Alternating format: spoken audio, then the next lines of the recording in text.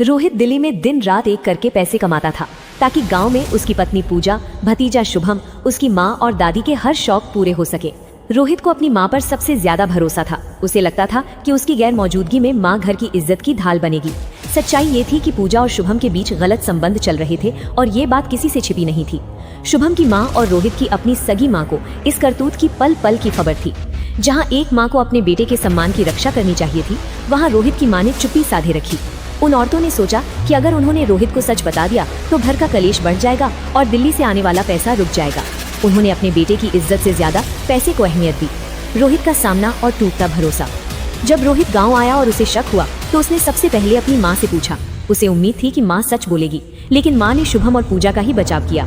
रोहित ने जब रंगे हाथों सबको पकड़ा तब जाकर उसे एहसास हुआ कि गद्दारी सिर्फ उसकी पत्नी ने नहीं बल्कि उसकी अपनी जननी यानी माँ ने भी की है। रोहित का कलेजा फट गया। उसने कड़वाहट के साथ कहा, ऐसी औरतों की कोई पहचान नहीं होती जो अपनी ही बेटे की पीठ में छुरा घोंपते। पूजा तो पराई थी, पर माँ, तुमने भी अपनी कोख को कलंकित कर दिया। रोहित ने तुरंत पूजा को तलाक दिया और शुभम सहित अपनी माँ और दादी से भी नाता तोड़ लिया।